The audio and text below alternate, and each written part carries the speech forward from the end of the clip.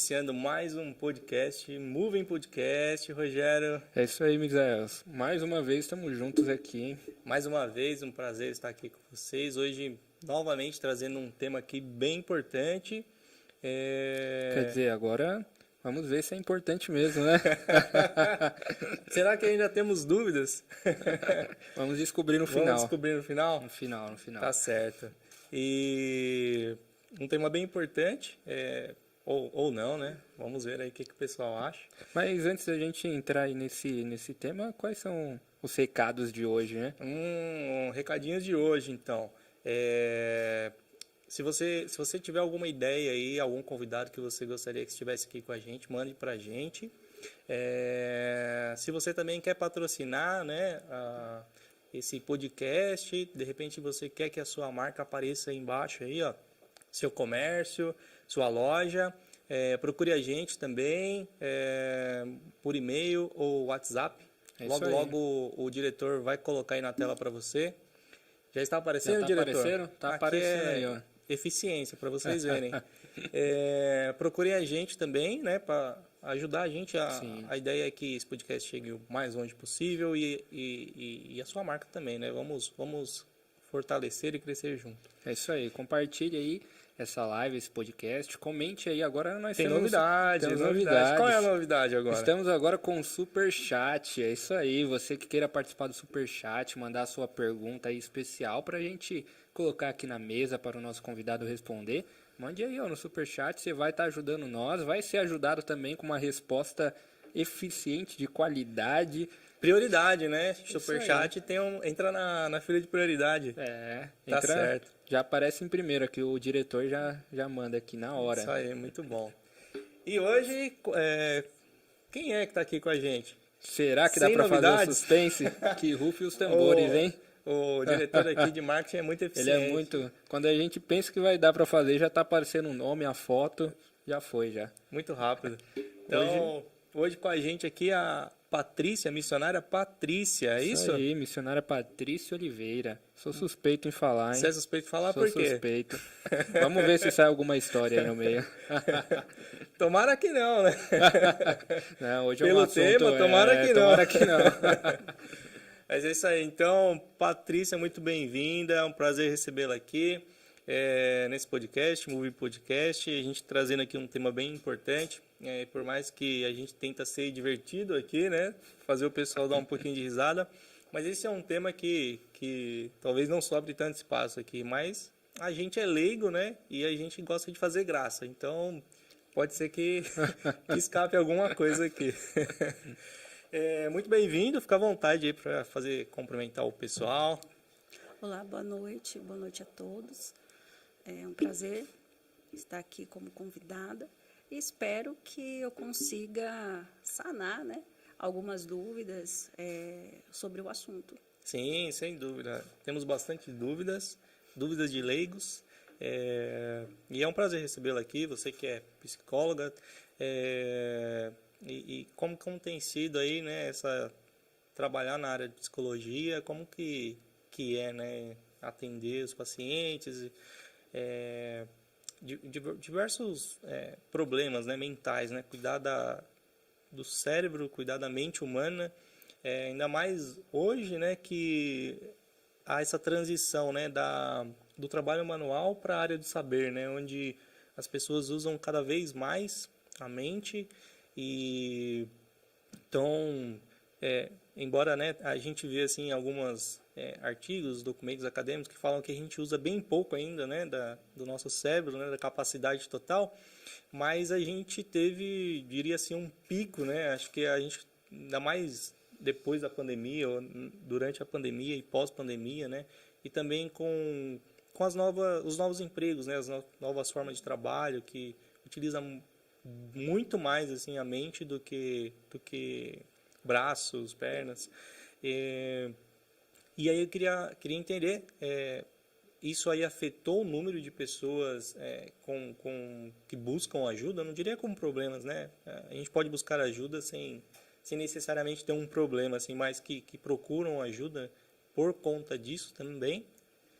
Bom, eu sou psicóloga clínica e atuo na área hospitalar, né? Vou falar um pouquinho da área que eu atuo. Tem aumentado muitos casos, não só de problemas mentais, como problemas relacionados a alguma patologia, né? Principalmente nesses 2 anos e meio de pandemia. Por quê? As pessoas ficaram reclusas, a maioria delas, aquelas que já tinham uma patologia, um problema, uma doença já caracterizada, elas se privaram do tratamento por medo, né, de contrair o Covid, e muitas não sabiam ainda que tinha uma determinada patologia, vamos falar assim do CA, o câncer. E quando chegam até nós ali no hospital, já está num estado muito avançado. Então, assim, a demanda hospitalar aumentou muito, né? E não onde eu entro, né, aí, eu entro no auxílio às famílias, eu entro no auxílio ao doente, né? Acolhendo, né, esse paciente dentro do hospital, acolhendo as famílias. Então, assim, eu tive um caso semana passada que eu fiquei bem, assim, espantada. Um rapaz muito novo, de 35 anos, ele deu entrada na segunda-feira no hospital, totalmente ictérico, né? Amarelo. Vamos falar ictérico, uma linguagem mais popular, amarelo. E aí era um paciente etilista, né? Que fazia uso de bebida alcoólica há algum tempo. E mesmo assim ele não se deu conta nesse tempo todo, né? Que ele precisava de um tratamento. Quando ele chegou até nós, infelizmente ele já estava numa patologia bem avançada, já de cirrose no fígado. Ele deu entrada na segunda-feira, na quarta-feira ele foi a óbito. Uau! E aí eu precisei fazer o acolhimento desse paciente na terça-feira e precisei fazer o acolhimento da família também, né? Porque os filhos vêm, os filhos querem ver. Então, a gente tem que fazer uma avaliação psicológica nesses filhos, que são de menores, para ver se tem possibilidade dele estar entrando para ver esse pai. Na terça-feira ele ainda estava consciente. Na quarta-feira já precisou ser entubado, já foi bem complicado, e à noite ele foi a óbito. Então, assim, não é o primeiro caso. Muitos estão dando entrada no hospital, já com estado de uma patologia bem avançado, decorrente essa reclusão no período de pandemia. E aí chega lá pra gente com um estágio bem avançado. Nossa, história triste, hein? Você acha que, então, a pandemia pode ter represado, por exemplo, né? Vamos pegar aqui, eu sou leigo, então fica à vontade para corrigir. Mas eu imagino que, por exemplo, as crianças pararam ali de frequentar a escola durante a pandemia e isso criou, digamos assim, a imunidade delas caiu. Sim. A imunidade cai quando elas voltam para a área do convívio social ali, então Se elas inicia um ciclo novamente. A mesma coisa com as doenças Sim. mentais? Doenças mentais, patologias já existentes, seja ela o câncer, qualquer outra patologia relacionada à doença fisiológica, né, biológica, se dá também toda essa transição, todo esse ciclo novamente. Agora, por exemplo, a gente vê falar muito hoje, né, de aquelas pessoas que falam, não, eu sou uma pessoa solitária e tal. E a gente sempre soube da importância de você socializar, né, ter amigos, conviver com outras pessoas. Mas a pandemia, para algumas pessoas que já eram solitárias, né, digamos assim, então a pandemia, meio que forçou ela a ser ainda mais solitária, e algumas pessoas que não eram, né, que gostavam de ter aquele ambiente social, foram forçadas a viverem reclusas, né, digamos assim, isoladas, né? Eu falo por experiência própria, né? Então, no começo da pandemia ali, você tinha que trabalhar o dia todo em casa, e chegava à noite você também não podia sair. E era horrível assim os primeiros dias, porque você se sentia preso. E eu lembro de várias vezes pegar o carro e só sair, pegar o carro e andar, dar uma volta assim, passar em 2, 3 cidades e voltar para casa só para sair de casa, só sair daquele ambiente, assim, porque parecia que não tinha distinção onde terminava o trabalho e onde começava a minha casa, e era muito confuso. Então, eu não sei como que eu posso colocar isso? Não sei se é a melhor maneira, mas pessoas que eram precisavam dessa interação social e foram forçadas a viverem reclusas durante esse período. Elas desenvolveram alguma coisa? Elas sentiram? Você percebe que teve elas foram afetadas de alguma forma? Aí nós temos dois grupos de pessoas. Nós temos as pessoas antissocial, Sim, que é aquela que é por opção. Né? Eu não gosto de gente. Ela não gosta, ela gosta do mundo dela, ela gosta de ficar sozinha, ela gosta de ficar reclusa. E temos aquela pessoa que é social e precisou ficar nessa reclusão. Aí sim, teve um efeito bem grande em cima dessa pessoa, dessa família. Né? Nós temos muitos casos de divórcio nesses 2 anos e meio de pandemia, por conta de toda essa rotina, trabalhar em casa. O marido ou a esposa que antes saía ficava o dia inteiro fora, de repente à noite voltava, se reunia só naquele momento, né? Sim. De repente fica o dia inteiro em casa, nem a esposa nem o esposo sai.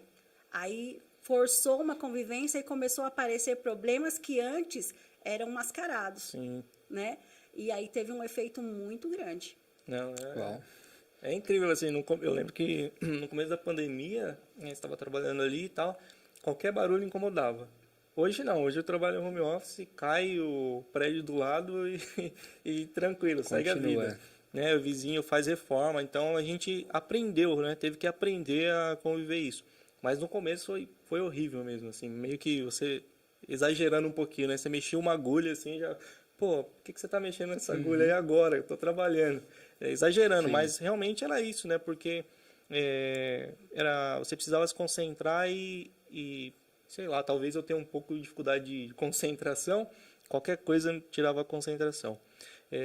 Mas esse ponto que você trouxe é muito importante. Então existem vários cenários. Existe o cenário das pessoas que foram forçadas a viver reclusa e a interação social ali dentro de casa mudou também, né? Então, também tem as pessoas que tinham doenças e que por conta do Covid postergaram a procura de um atendimento e isso refletiu em outras frentes. Refletiu agora, porque um tratamento que poderia retardar essa morte, né, retroceder em alguns meses, em alguns anos, adiantou. Né? E a maioria dessas pessoas, infelizmente, nem todo mundo no nosso país tem um bom convênio, né? Precisa do Sistema Único de Saúde, que está bem lotado. Saturado. Então, é complicado para essas pessoas, né? É uma fila de espera. E até chegar a vez delas, muitas não estão conseguindo. Isso é um ponto importante. A gente sabe, por exemplo, o SUS, ele atende grande população, maior parte da população, diria assim, só que tem essa fila, né? Então, se a pessoa está com um problema físico, dependendo do problema, né? Às vezes ela marca lá, tal, vou te atender daqui 6 meses. Dependendo do problema, a pessoa nem está mais viva daqui 6 meses e às vezes sim, ela consegue e tal. No caso da saúde mental, quando essa pessoa vai procurar, como que é? A pessoa, que eu imagino assim, quando a pessoa vai procurar, é porque ela já tentou resolver por ela mesma. E aí quando ela vai buscar uma ajuda, é porque para ela já não, ela tá assim, tipo, socorro, né? E aí ela entra numa fila que demora, sei lá, mais quantos meses. E aí, qual que é o efeito disso? Então, aqui eu vou falar sobre Mauá, né? Que é onde eu atuo, onde eu trabalho no SUS. Nós temos um serviço aqui de CAPS muito bom. O Hospital Nardini é portas abertas para psiquiatria. Então, ali você chegou no pronto atendimento com problema mental, seja qual for o problema que está levando a angústia, ao choro, a depressão, entendeu? Ali tem um médico psiquiatra que ter uma equipe que vai atender e vai direcionar esse paciente para o CAPS. Então, isso aí eu não sabia. Então, qualquer pessoa que chegar hoje, digamos assim, no Hospital Nardini, ele já vai ter um primeiro atendimento com uma equipe preparada. Com uma equipe preparada. Tem uma equipe ali de psiquiatras, psicólogos, que vai estar acolhendo esse paciente, seja para internação, né? Nós temos ali a ala de internação, de psiquiatria, onde tem profissionais excelentes. Nós temos uma psicóloga direcionada somente para esse setor, tá? Uma equipe de psiquiatras. e vai ser direcionado, vai ser acolhido esse paciente. Antigamente, vamos colocar no ano de 1900, né, os manicômios surgiram bem antes, mas eu vou pegar mais ou menos essa data para simplificar um pouco mais. Aqui no Brasil, os pacientes que tinham qualquer distúrbio mental, e isso eu estou falando, pode ser, o autismo não surgiu agora, né? Só foi diagnosticado de alguns anos para cá, mas há muito tempo agora. atrás, você imagine na Idade Média. Sim. Uma criança autista, uma criança diferente, uma criança que pensava diferente, uma criança que agia diferente, já era colocado de lado. Já era colocado de lado, era tirado fora do convívio familiar, do convívio social. Então, os manicômios surgiram para atender esse tipo de pessoa, que tinha qualquer distúrbio mental, distúrbio de personalidade, e eram jogados lá, e eram deixados lá. Qualquer, então, a gente usa o termo doido, né?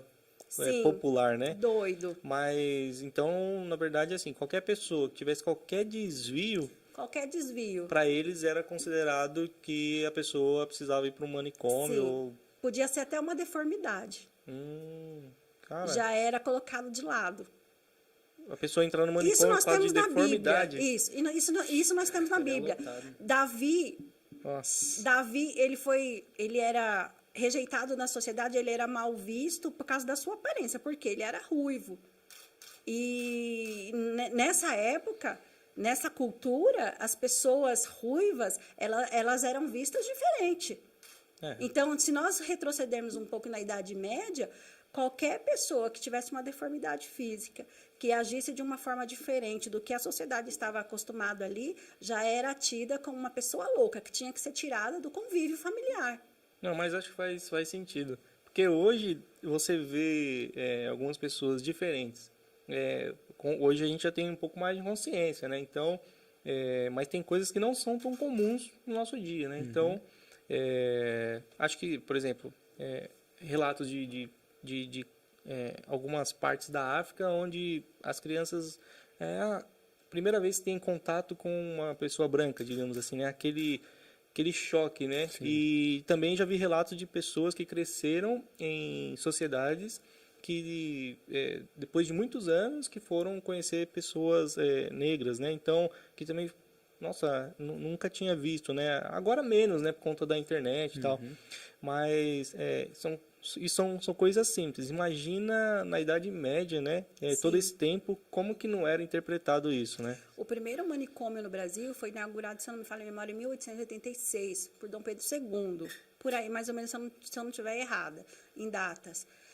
Ali era direcionadas qualquer tipo de pessoa que tivesse alguma deformidade que a família queria esconder da sociedade, que pensasse diferente, que agisse como louco. Nossa. Entendeu? E era largado ali, morria ali. Então, se ele fosse um gênio, provavelmente ele seria... Ele ia ficar ali. Só por ser diferente do restante das pessoas. Por ser diferente. Perdemos vários gênios. Imagine uma criança autista na Idade Média. Ela era deixada num quarto escuro, até uma determinada idade, longe das vistas de qualquer pessoa, porque tinha o conceito também de demônio. Que aquela criança, aquela pessoa estava possuída por demônios. Ainda mais na Idade Média. Sim. Nossa. E aí, quando ela atingia uma determinada idade, eles levavam para um determinado lugar, que depois de algum tempo, né, de alguns séculos, foi denominado como manicômio. Sim. Aqui no Brasil foi a partir de 1886, se não me falha a memória. E aí nós vemos que, a partir de 1900, o pensamento começa a ser mudado. Através de um psiquiatra, né? Que ele vem, mesmo assim ele ainda vinha com umas ideias ainda medievais, né? Sim. Tanto é que Freud, ele atendeu a mãe do príncipe Philip, que morreu ano passado, esposo da rainha Elizabeth. Ele atendeu a mãe do príncipe Philip? Sim. E ela era tida como louca. E uma mulher extraordinária. Uma mulher que na guerra, se me falha a memória, não sei se a primeira Guerra Mundial, a Segunda Guerra Mundial, ela pegava as crianças que eram judias e ela escondia. Nossa. As pessoas, os judeus, ela escondia. Ela gastava suas joias, suas fortunas para esconder essas pessoas. uma mulher extraordinária, mas ela tinha alguns problemas. E Freud diagnosticou ela como histeria, que as mulheres, quando elas sofriam de problemas mentais, algum transtorno, esquizofrenia, depressão, era tido como uma mulher que tinha problema no útero. Nossa. Então, ela foi tida como louca. Uma mulher que passou por manicômios, entendeu? E era largada pela sociedade, era ridicularizada. Olha, eu acho que se a sociedade de hoje vivesse na Idade Média, acho que pouca gente escaparia. Sim, com toda certeza. Será que estaríamos aqui para contar história? Eu acho que não. Muito interessante. Agora, beleza, então é recente, né? É tanto que agora tem um pouco mais de disposição. Acho que ainda não está comum, né? A questão de você procurar um psicólogo, procurar um psiquiatra, ainda podemos dizer que estamos superados nisso, né? Mas acho que tem muito mais visibilidade nesse assunto hoje. Pensando nisso, a gente está no mês de setembro, a gente teve agora no dia 10, né? Que é o dia oficial, né? Do Sim. Prevenção ao Suicídio.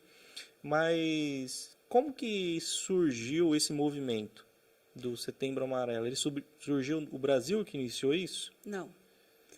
Esse movimento do Setembro Amarelo, ele iniciou nos Estados Unidos, por volta de 1994, por um jovem, o nome dele era Mike M., e ele cometeu suicídio.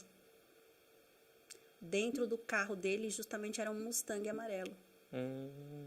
E por ele ser jovem, e na época foi uma história que comoveu, né, aquele país, então a partir daí pegaram, né, a história dele como um estopim inicial. Sim. Mas ao Brasil chegou em 2014.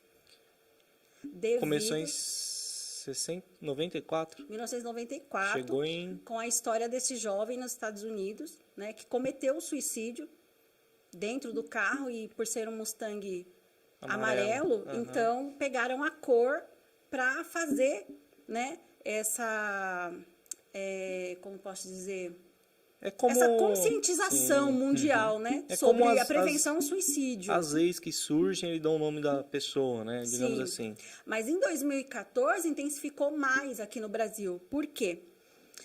Devido à realidade, né, a campanha do Setembro Amarelo, foram registrados 13 mil suicídios todos os anos no Brasil. E mais de 1 milhão no mundo, com predominância em jovens. Então, a partir de 2014, aí começaram a introduzir, né, no Brasil, nas mídias sociais, a importância do Setembro Amarelo, da prevenção ao suicídio. Porque é uma doença. Sim. Uma doença que vem tomando principalmente os jovens. Então, como teve essa demanda muito grande, trouxeram essa campanha para o Brasil, e aí nós temos, desde então, todos os anos, né, essa fala, né, sobre o tema. Bom, eu queria fazer uma pergunta, vendo que a gente está tratando de um tema aqui muito sério, né, que é essa campanha para conscientizar sobre o suicídio e tal. A senhora falou um pouco atrás sobre famílias, né, pessoas que estavam acostumadas a viver, passar o dia fora e se reunia com a família só ali no final da tarde, o início da noite ali, já ia dormir, no outro dia saía de novo. Isso afetou muito, muitos contritos que levaram pessoas a ter esses diversos problemas. E qual a importância da comunhão entre a família trazendo para isso? Porque nós ouvimos aqui pessoas que têm um nível de intimidade tão grande, ou pelo menos era para ter, que agora, em plena pandemia, pelo relato que a senhora trouxe, são estranhos um para o outro. Começaram a descobrir coisas que não sabiam do outro. Eu entendo que isso é normal. Nós não sabemos tudo um do outro e nós vamos descobrir ao longo da vida. Mas eu acho que para esse nível de intimidade, né, que de um casal ali, e começar a ver tantos conflitos porque não passavam tempo juntos, colocar assim, qual que é a importância de ter essa comunhão entre a família para que poderia ajudar nessa prevenção? Eu vou começar falando o seguinte. Quando nós queremos ter comunhão com Deus, o que nós fazemos? Largamos tudo e E vamos falar com Ele. Então, o principal fator dentro dessas famílias é a falta de diálogo. Para mim ter comunhão com Deus, eu preciso dialogar com Ele. Eu preciso contar os meus problemas, eu preciso falar para Ele como eu estou me sentindo, eu preciso falar sobre a minha perspectiva de futuro, né? E aí eu começo a ter comunhão com Ele. Cada vez mais chega qualquer hora do dia, qualquer momento, eu paro ali, eu vou falar com Deus. E isso faltou em muitas famílias. Por quê? O pai sai para trabalhar, a mãe sai para trabalhar, os filhos para a escola. Aí tem algum problema, vamos empurrando, vamos levando. Quando veio a pandemia, juntou todo mundo em casa. A criança não foi para a escola, o pai teve que trabalhar em casa, a mãe teve que ficar em casa também. E aí aqueles problemas que antes eram mascarados, veio tudo à tona. Sim. E aí? Quando já não se existia o diálogo, que é a intimidade, a comunhão, como é que eu faço agora? Então, basicamente, assim, as coisas... Não é que os problemas nasceram ali. É que durante a pandemia, digamos assim, né? É que, aquele na momento realidade... trouxe à tona todos os problemas. Sim, já tinha problemas que não foram resolvidos. Entendi. E quando a gente quer resolver um problema, seja com a esposa, com o esposo, seja com o filho, qualquer que seja, qual é a primeira iniciativa? É dialogar. Porque como é que você vai saber que eu estou magoada com você, que eu tenho um problema com você, se eu não falar para você? Sim. Mas, por exemplo, você citou no começo da conversa que o número de divórcios aumentou. Mas a gente tem algum dado, assim, porque... beleza, a convivência, né? Acho que é um ponto, né? Mas... Qual foi... A gente tem algum dado, assim... Poxa, mas por quê? Assim, o que impactou direto nessa convivência? Foi hábitos? Foi... não sei... não suportar a companhia da outra pessoa? Descobriu que a pessoa tinha um hábito que você não suporta mais? O sotaque da pessoa que você... Entra até que o que estava falando, né? De tipo de pessoas que, por serem diferentes, né? Ali da sociedade, eram excluídas. Aí eu tô acostumado com o Misael só à noite, com aqueles mesmos costumes. Sim. Agora eu tenho que suportar o dia todo com um monte de costume que eu não tô acostumado a ver. Não, tem que escovar os dentes andando pela casa. Você já pensou? E criança sem aula. O pai tem que trabalhar. É uma delícia. A criança... Agora... De vez em quando o Samuelzinho, às vezes tem que pegar ele na escola um pouco mais cedo. E é quase impossível trabalhar. Vamos colocar assim, a mulher que fica em casa e o marido que sai para trabalhar. Aí ele chega do trabalho, ele toma o banho dele, né? A janta tá pronta, aí é aquela rotina. Ele tomou o banho, ele janta. Vamos colocar que ele assiste um pouquinho aí do jornal, né? Aí ele vê um pouquinho as crianças brincando ali e vai dormir. Certo. De repente, esse marido não é só mais 2 horas e meia de convivência que ele tem mais ali com a esposa e com os filhos. Ele começa desde a hora do café da manhã, vendo criança correr pela casa, ele precisando trabalhar, e aquele barulho, e a esposa falando com um e falando... Porque nós, mães, muitas das vezes, a gente fala uma vez, fala na terceira, né? E às vezes o marido, ele... Fala, mas mulher, você está gritando, mas não é, que ele não está mais acostumado com essa rotina. Ele estava acostumado à noite, ele chegava, as crianças estavam tomando banho, barriguinha cheia, todo mundo prontinho para dormir. Então a casa estava aquela... As crianças já tinham tomado calmante. Sim, estava aquela paz. De repente ele chega... Acabou as energias.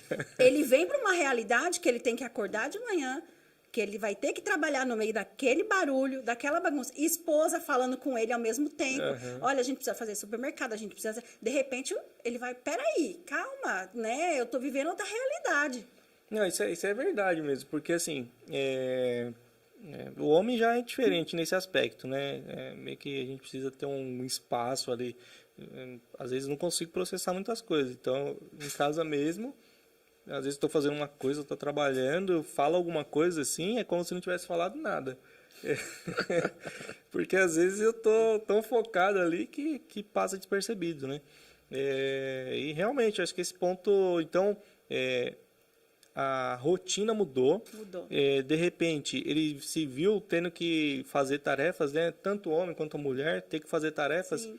que já não estavam acostumados, né? Então, de repente, o casal trabalha, sai, deixa a criança na escola, de manhã, pega no final do dia, tal, a criança já está cansada, né? E de repente não, a criança está em casa e você tem que, digamos assim, inventar alguma coisa para, né, sei lá, fazer alguma coisa para distrair aquela criança, tal, Sim. até a parte de educação, digamos assim, de escola mesmo, né? Então, eu vi bastante reclamação de lição de casa, né? Porque meu, você não tinha que lidar com aquilo, de repente, Sim. trocentas lições pro pai. Tinha que trabalhar, cuidar da casa e fazer lição com o filho de assuntos, às vezes, que o pai Nem lembra mais. nem lembra ou nunca viu. E aí também vem toda essa sobrecarga de também não saber lidar com essas novas demandas, digamos assim. Então, esse acho que foi um Foi um dos fatores predominantes. dos fatores predominantes que levou ao divórcio. Sim. Ok. E a senhora falou no começo que grande parte desse público que é afetado pelo suicídio e tal é parte de jovens, adolescentes e tal. Trazendo agora para esse contexto, quanto que isso afetou os jovens, os adolescentes? Porque eles estavam acostumados ali com uma realidade. E agora eles estão se deparando com pais se divorciando, a realidade deles está mudando. Aumentou esse número de suicídio com esses jovens, com esses adolescentes, e esse seria um dos motivos, justamente essas divergências familiares que teve. Seria um reflexo? Sim. É um dos pontos, né? A convivência familiar, que o jovem estava acostumado, pai e mãe, de repente ele vê esse lar sendo destruído. Drogas, abusos, fora outros transtornos mentais mesmo, que já diz, né, da patologia psíquica. Mas um dos fatores, vamos colocar nesses 2 anos de pandemia, foi a questão do lar desfeito, abuso de drogas e do abuso sexual. A gente também teve uma outra conversa, né?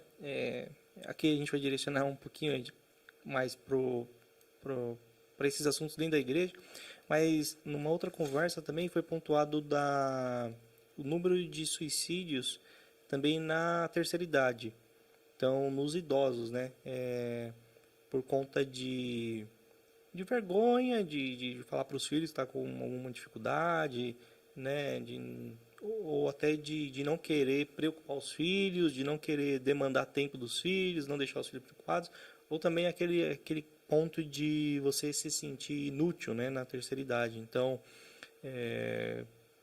isso também, você vê esse reflexo na sociedade na terceira idade? Sim, porque um do público mais afetado foi a terceira idade, porque o que foi falado na pandemia? Que as pessoas da terceira idade, os idosos, eles eram mais suscetíveis a pegar a Covid. Então, o que os familiares faziam? Colocava lá isolado, né? Não pode visitar, o filho, a filha, ou qualquer pessoa da família ia lá, deixava as compras ali, né? E falava mais por telefone, pelo WhatsApp. Então, você imagina, um idoso que já morava sozinho, mas estava acostumado com os familiares ali, ou todo dia, ou final de semana, ia almoçando, jantando, tomando café, de repente se vê sozinho, isolado, sem ninguém. Ninguém pode chegar perto, porque senão ele pode pegar a Covid e morrer. Sim. E aí bate aquele desespero, né? Eu estou sendo um fardo. Já estou sozinho, ninguém pode me visitar. Ou até mesmo, tem muito desses idosos que já tinha algum histórico de doença, ou mental, ou câncer, ou qualquer outra doença. Então, tipo... E aí se agravou. Se agravou. A hora que ele ficou sozinho, então, digamos assim, né? A pessoa já tinha alguma situação ali, né? Mas que ela conseguia, digamos assim, contornar, porque tinha o convívio social, Sim. a família, tal, e aí isso aí distraía ela. A hora porque assim, existem pessoas, né, que precisam abraçar, que precisam conversar, no real, assim, né, Tem essa na face, necessidade, essa né? necessidade. Principalmente, né, a terceira idade, que vem de uma outra época, né, então... não é do mundo da tecnologia, né? Que eu converso por WhatsApp e tá tudo bem. Não, ela quer ver a pessoa, quer olhar, quer conversar, quer pegar na mão. E aí a hora que eu quebro isso, assim, e não foi uma coisa programada também, né? Eu simplesmente vou lá e quebro e eu não dou perspectiva. Num primeiro momento foi bom porque salvou a vida, mas desencadeou outras coisas. Outros transtornos. E ninguém, assim... Eu não lembro de ter visto ninguém olhando para esse ponto específico. A gente vai isolar todos os idosos, eles não vão ver ninguém. E como que vai ficar a saúde mental? Eu não lembro de ninguém ter falado desse assunto, assim, nenhuma campanha, governo, se preocupando com isso, nesse ponto. Chamou bem bastante atenção agora. Uhum. E foi um público que sofreu e está sofrendo muito. E se você for numa UTI de um hospital público, onde a maioria dos leitos é ocupado por paliativos. O que é paliativos? São aqueles pacientes que estão numa doença terminal ou está no estado vegetativo, que não tem mais chance de melhora, e está ali para um cuidado paliativo, com uma equipe multiprofissional, apenas para dar conforto. Uhum. Entendeu? Os casos são muito grandes. A maioria é idosos. A maioria é idosos. Porque teve que pausar tratamento, e aí a doença se agravou, entendeu? Teve que... porque a depressão, ela afeta várias áreas da vida. Ela é capaz de trazer patologias, doenças que até então não eram existentes. Você imagine quantos idosos, né, através desse isolamento social, de estar longe da família, desenvolveram patologias terríveis, demência, Sim. esquizofrenia, aflorado, né? Então foram muitos. E através disso vem o último recurso de muitos, né? Eu vou ser um fardo para minha família, então eu vou acabar com isso logo.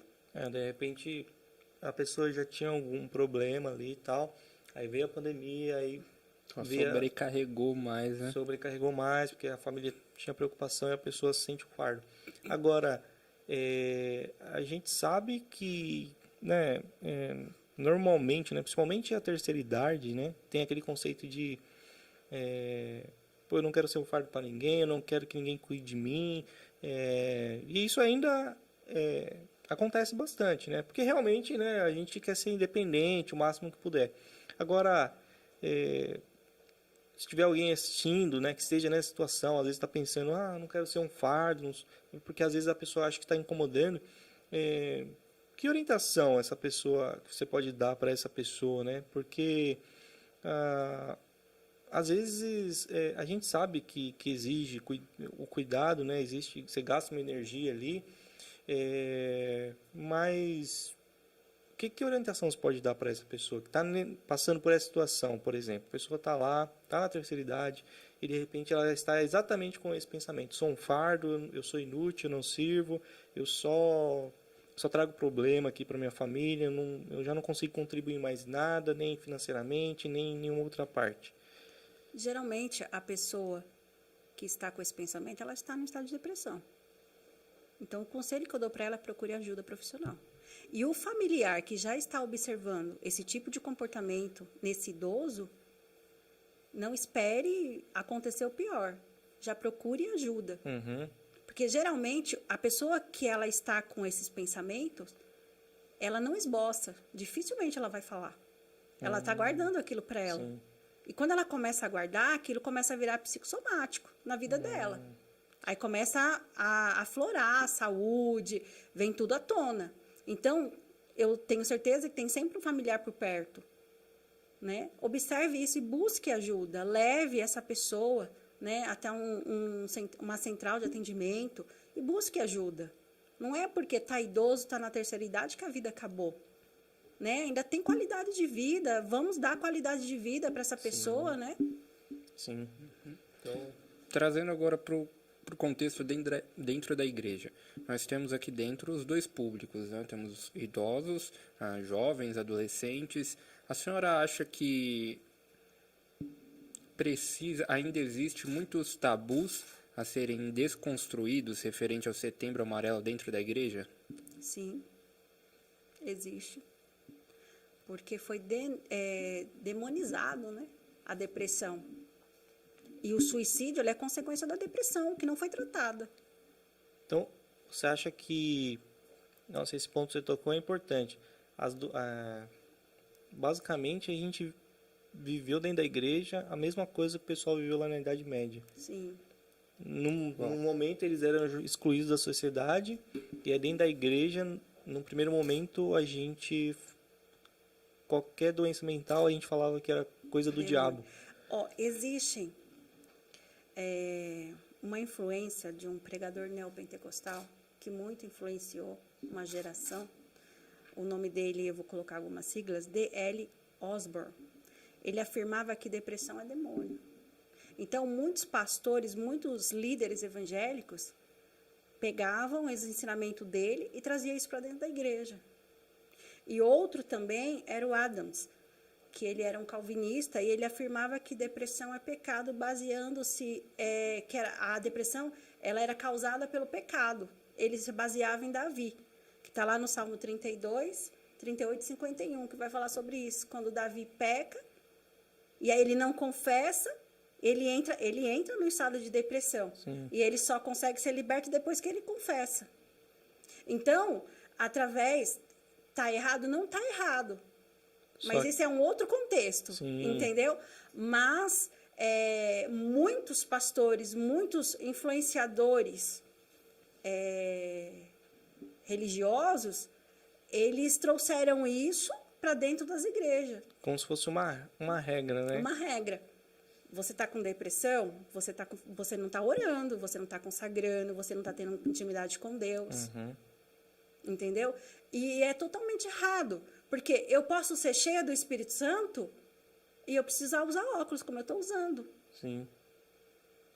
Tem pastores que foram cheios do Espírito Santo e morreram de câncer. Tem muitas mulheres de Deus cheias do Espírito Santo e estão em depressão. Esse ponto é bem interessante, é bem conflituoso também, né? Talvez, eu sempre falo isso, né? Agora talvez a gente esteja colocando um pouco mais de luz nesse ponto, né? Mas ali no Novo Testamento, né? Em Atos, talvez 15, do 15 ao 19, ele fala assim, né? Que Herodes mandou matar Tiago e aí na sequência ele manda prender Pedro, né? Uhum. E aí a igreja ora e Pedro é liberto. Então, por que né, Tiago precisou ser morto, né? Então, existem várias coisas que a gente não pode generalizar dentro da Bíblia, né? Porque Tiago também não precisava ser morto, ele poderia ter sido preso e liberto, né? Não precisava chegar nesse ponto. E é exatamente isso que você falou. A gente pegar um texto da Bíblia e usar ele... Isolar ele, e usar aquele texto como regra. Isso, exatamente. Isso tem até hoje, né? Infelizmente, nós vemos muito, ainda mais agora com a era digital, da internet, nós vemos muito isso ainda acontecendo, infelizmente, né? E ver esse tabu ainda em alguns lugares muito grande, né? Ainda levam isso como uma falta de oração, uma falta de fé, algo do tipo. Agora, eu tenho a impressão que o tema suicídio ainda dentro da igreja é um tabu. A gente sabe que já, né, por exemplo, a gente está aqui, é um podcast cristão falando do tema. Mas a gente sabe que o tema suicídio é um tabu. E, pelo que você já falou aqui, né, na verdade o suicídio é uma consequência de outras coisas, né? Então, de depressão, de doenças mentais, né? Mas... as doenças mentais, ainda dentro da igreja, também são um tabu, né, digamos assim. Mas, por outro lado, também, qual que é o papel da igreja? Eu posso, digamos lá, o pastor está lá e ele fala assim, pô, você que está com depressão, vem aqui, vamos conversar. Ele tem, digamos assim, o conhecimento necessário para ter esse tipo de tratar as pessoas nesse sentido, ou ele seria mais de... Porque a gente sabe, por exemplo, uma pregação, né? A pessoa está pregando e aí ele acaba tocando em alguns pontos que podem despertar gatilhos emocionais. Sem querer ou consciente daquilo, né? Na maioria Consciente ou inconscientemente. Consciente ou inconscientemente. Eu imagino que na maioria das vezes inconscientemente, né? Qual a consequência disso? Porque assim, nem todas as igrejas ainda têm esse vínculo ou parceria, né, tem estrutura para ter pessoas preparadas na área de psicologia atuando ali, né, que estejam essa parceria mesmo, né? Pô, se você tiver com alguma dificuldade, nesse sentido, o pastor já consegue encaminhar para alguém ali dentro da igreja, ou ter pessoas ali, né, que a pessoa fala, pô, estou passando por uma dificuldade, vou procurar esse grupo de apoio dentro da igreja. Por mais que a gente tenha esse tema mais em evidência, mais pessoas cursando, né, esse curso, se tornando psicólogo e psicoterapeuta, né, psiquiatra, mas ainda, assim, ainda tem uma barreira, né? E aí dentro da igreja eu vejo que também, como que é na sua visão e como que a igreja trata hoje, como deveria ser? Bom, dentro do que você me perguntou sobre o gatilho, vou trazer um exemplo para falar para as pessoas que estão em casa entender também e vocês entenderem. Sobre uma pessoa que está dentro da igreja e de repente numa pregação eu aciono um gatilho nela, ou o pregador aciona um gatilho dentro da mensagem, entendeu? Que antes ela, talvez, em algumas falas, passou...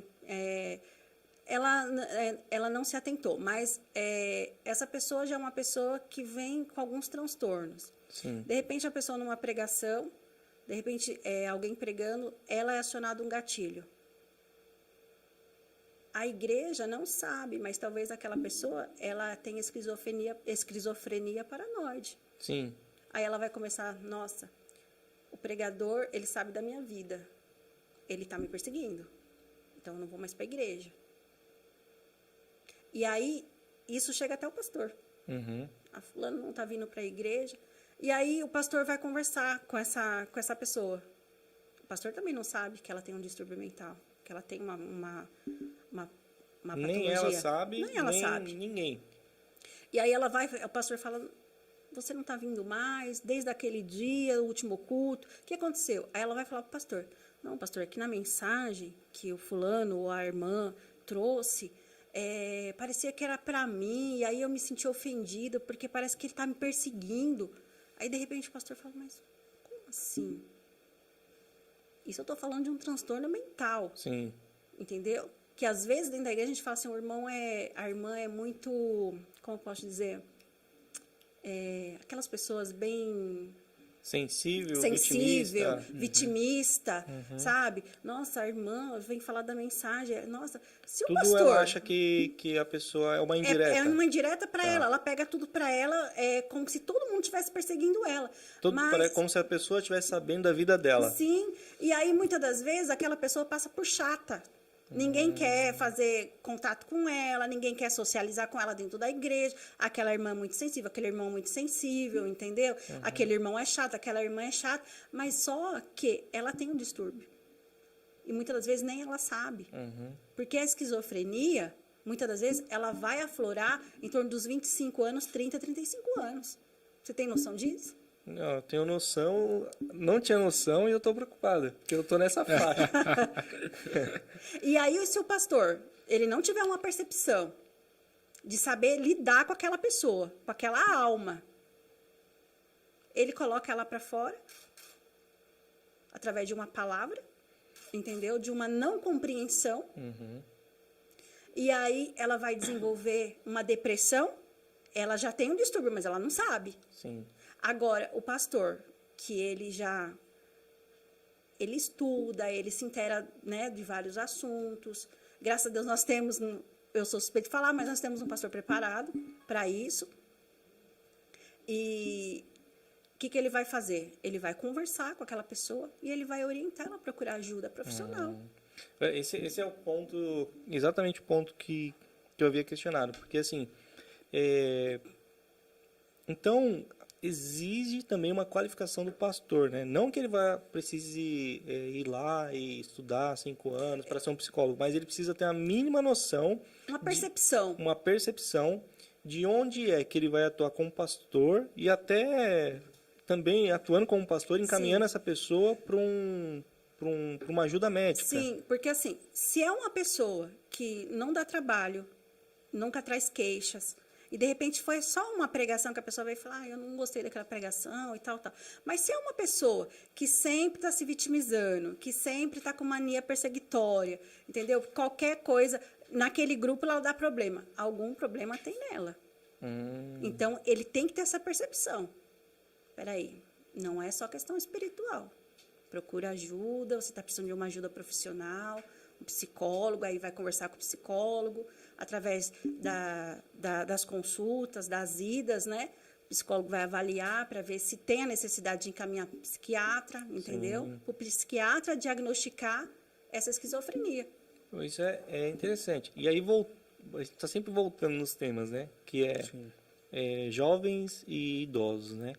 Então, basicamente, a gente sabe que o número de casos tem aumentado, né? Continua aumentando, né? Você disse que aumentou, mas continua aumentando. Continua aumentando. Então, essas são as faixas mais afetadas, né? Jovens, adolescentes e idosos.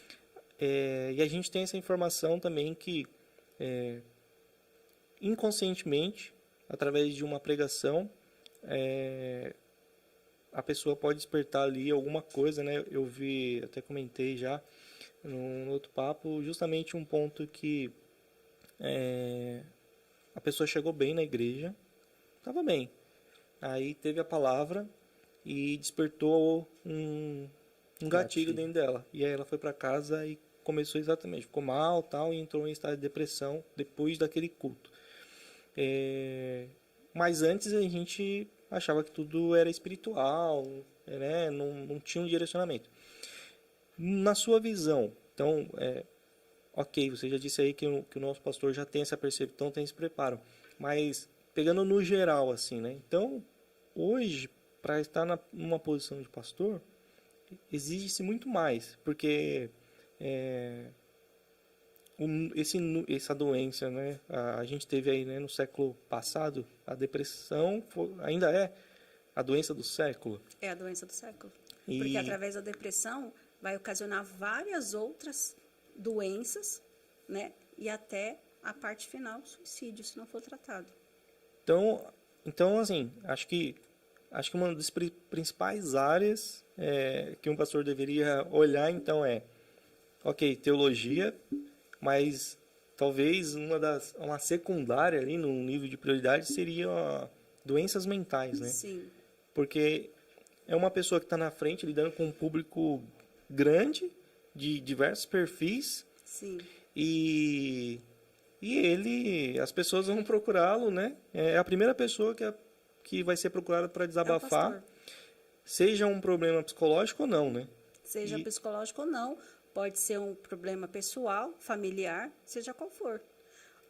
Um livro que eu indico é esse aqui, ó. O Demônio do Meio-Dia, uma anatomia da depressão. A câmera Tá consegue aparecendo pegar? aí, diretor? Andrew Solomon. Como é que é, diretor? Mais para cima. Mais pra cima, Aí, ó. aqui. Aí, chegou. Uma anatomia da depressão. Andrew Solomon.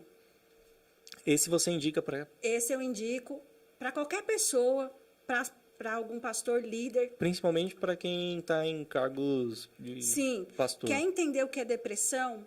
Quer se aprofundar um pouco mais? Leia esse livro. Muito bom.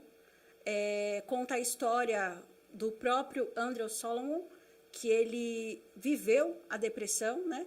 E ele fala em um dos seus relatos que ele sentia como que se tivesse nascendo nele uma planta que ia enraizando nele, ia envolvendo ele, ia sufocando ele, né? Então, para vocês verem o que é a depressão, né? É algo terrível. eu indicaria esse livro para quem quer se aprofundar um pouco mais nesse tema. Trazendo aqui a prioridade desse tema, né, para um pastor, seja para quem for, qual é a importância da igreja estar engajada nesse tema, sobre o Setembro Amarelo? Estar engajada no sentido de, o que o Misael tinha até falado, sobre ter um grupo de apoio, ter profissionais preparados, ter pessoas orientadas para tratar com isso. Qual a importância da igreja realmente vestir essa camisa? Falar, não, vamos para cima, vamos realmente tentar de alguma forma trazer essa prevenção de fato, né, para as pessoas, para não deixar chegar a esse ponto do suicídio. É extremamente importante. E uma iniciativa é o que vocês estão fazendo aqui, né? A igreja precisa vestir essa camisa, porque o evangelho é para todos. Seja a pessoa que não tem problema algum, né? E seja a pessoa que seja um problema mental, que não foi diagnosticado ainda, ou se foi diagnosticado, ou uma outra patologia, né? A igreja, o evangelho é para todos. Então, assim, que bom que se todas as igrejas neopentecostais, pentecostais, evangélicas, católicas, vestissem essa camisa, né? Porque o suicídio não está só na igreja evangélica, ela está no mundo secular, ela está na igreja católica, ela está em vários lugares, né? Então, é de extrema importância. E eu parabenizo vocês pela essa iniciativa, né, de estar desmistificando esse tema, né, que foi muito tempo demonizado, né, por muitos líderes religiosos. Depressão existe, depressão não é espiritual, depressão precisa ser tratada. É um tema... eu ainda acho que é um tema meio tabu, né, no meio evangélico, eu diria assim, porque a gente tem números, assim, a gente tem casos de pessoas que suicidaram no meio evangélico. Você conhece algum caso? Sim, muitos casos. A gente teve um caso aqui em Mauá também, eu não vou relatar nome, nem o local, pastor. Uhum. Nós temos casos no Brasil inteiro, mundialmente, que pastores que um dia antes estavam sorrindo numa foto, num passeio com a família. E no outro dia tinha se suicidado. Uhum. Então, são dados alarmantes. Então, isso tem crescido muito. Então, assim, todo mundo está suscetível, né?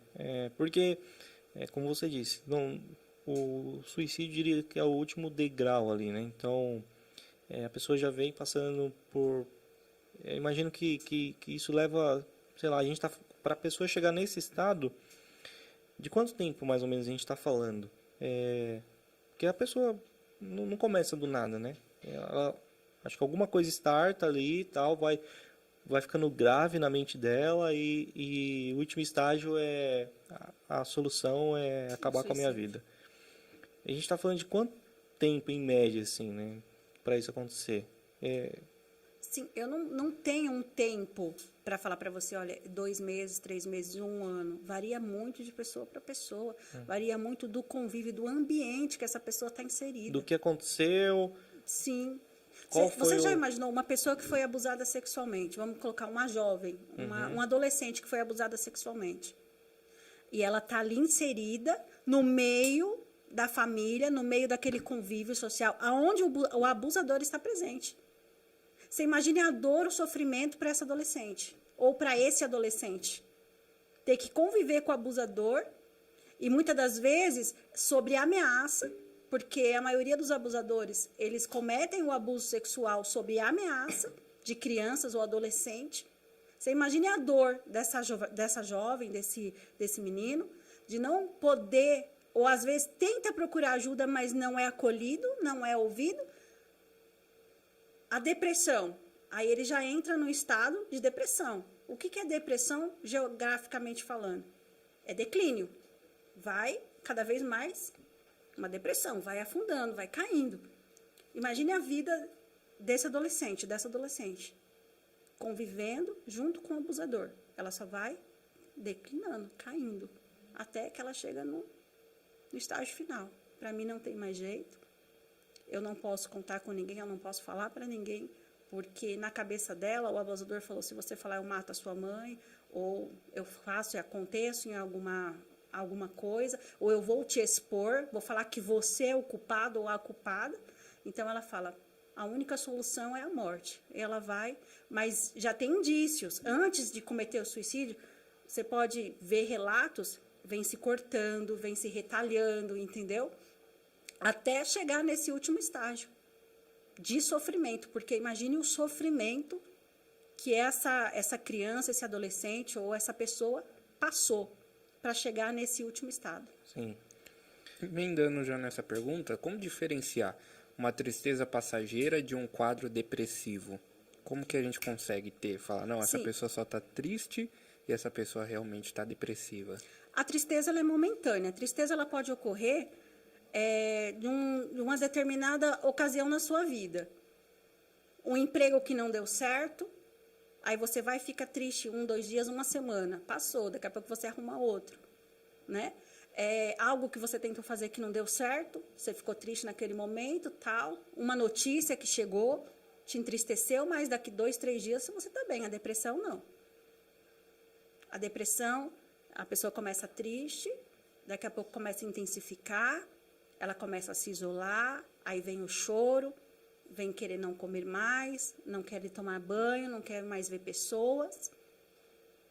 Essa é a diferença. E isso não é só, a gente não está falando de 1, 2, 3 dias, não. A gente está falando de semanas, meses, anos.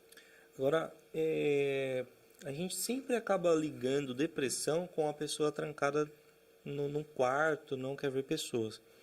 Mas não é sempre assim, eu imagino. Existem pessoas que pelo menos aparentam, né? Então, estão ali socializando, né? Ou forçando, né, uma barra para socializar e não porque, de repente, por um cargo, uma posição, mas não queriam estar ali.